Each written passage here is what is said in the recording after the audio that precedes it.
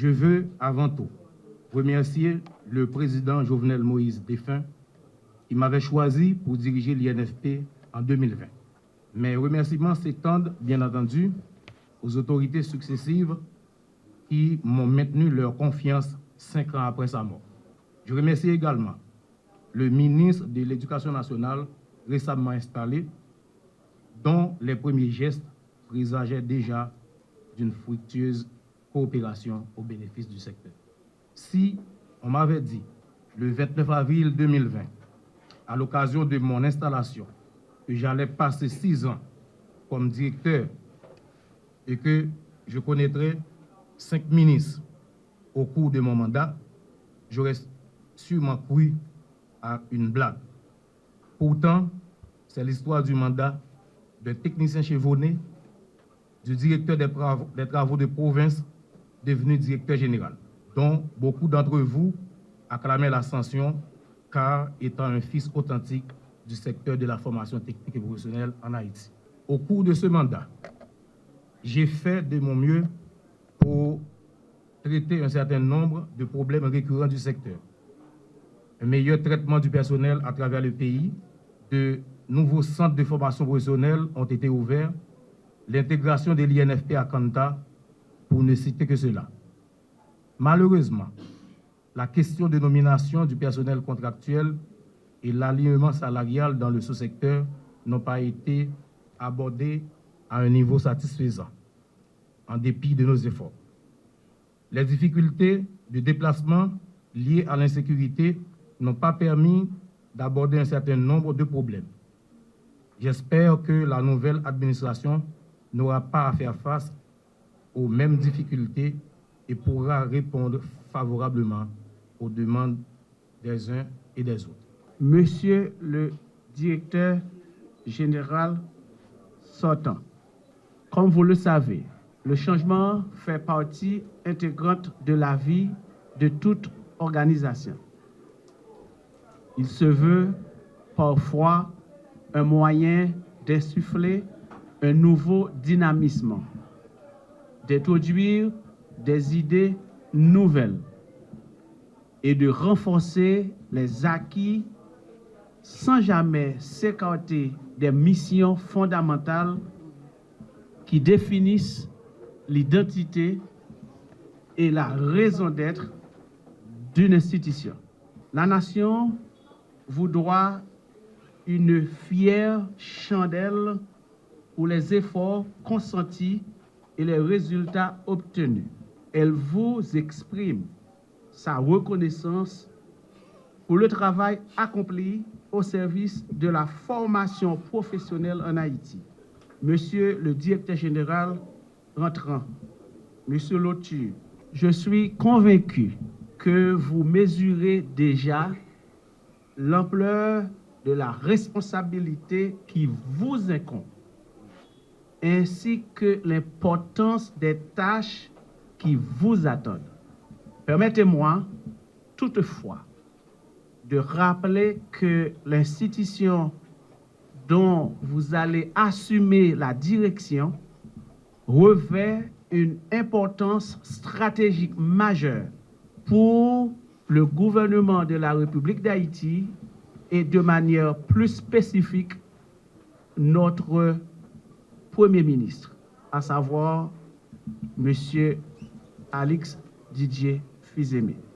L'INFP devra veiller à la qualité et à la pertinence des programmes de formation offerts aux jeunes afin de mettre sur le marché du travail et sur le marché de l'emploi des techniciens et professionnels compétents, capables de répondre aux besoins réels de l'économie nationale et contribuer par la suite au développement socio-économique du pays.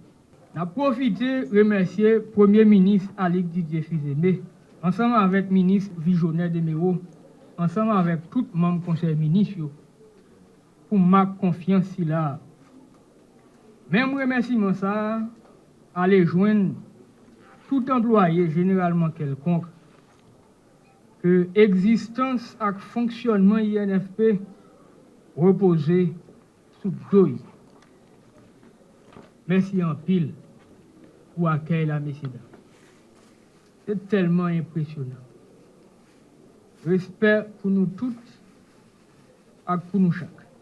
Pendant que je n'ai pas accepté la responsabilité, je prends engagement en collaboration avec le ministère de l'Éducation nationale et de la formation professionnelle pour garantir non seulement accès à la formation professionnelle dans le pays, mais tout pour nous assurer que la formation c'est une formation de qualité, en conformité avec l'engagement que le pays apprend, dans ça qui gagne avec l'objectif de développement durable. Mais en vérité, nous sommes capables d'échouer dans la bataille d'accès si un jeune garçon ou une jeune femme obligée de marcher plusieurs kilomètres pour aller chercher formation professionnelle.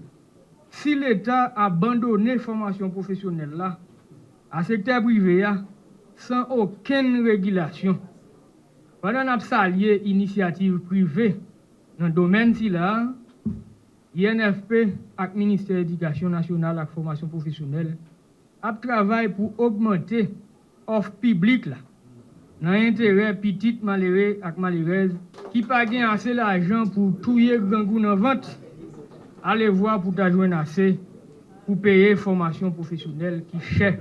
Comme ça tout, n'a pas échoué dans la bataille qualité. Si INFP pas fait travail régulation correctement, et si nous cherchons vin moun tout moun, nous quitter des ordres à continuer sans qu'elle sorte. Faut que nous gourmets pour ça pas arriver. Faut que nous veillions sur la qualité de formation qu'a bail dans le secteur pour nous bail plus valeur à professionnels nous yo et en même temps à diplôme qui nan men yo. Nous pas qu'à continuer camper garder et accepter vivre ensemble, installés dans l'école professionnelle sous une autre forme. Côté graduation, tourner obligation, alors que c'est une option. Moi, dis, je répéter. Graduation dans l'école professionnelle, c'est une option, pas une obligation. Moi, attendez et apprenez. Il y a l'école professionnelle qui m'a dit, petite malheureux, on pile l'argent pour une graduation qui c'est une graduation forcée, et puis en même temps menacé, pendant qu'il a dit que même comme l'école l'a demandé pour graduation forcée, c'est même quantité d'argent étudiant a obligé bail pour le jouer une mosso Bristol. Il a bali en guise de certificat. Si toutefois, il n'y a pas de moyen pour le graduer. C'est autres ça, pas qu'à dire pilote. L'État, à travers INFP, doit camper deux bouts pour défendre chaque grain haïtien, chaque haïtienne, sous terre nous héritier de Papa Dessalines, face à l'injustice et à l'abus dans ce secteur. C'est ça qui fait l'INFP doit combattre conflit d'intérêts et corruption dans le secteur PAL. C'est ça qui fait l'ambition INFP, c'est mettre la formation professionnelle là dans une vraie place. C'est valoriser lui et puis en même temps valoriser le diplôme l'État baille. Une manière pour bailler plus chance de travail à professionnels nous en dedans tant que dehors pays.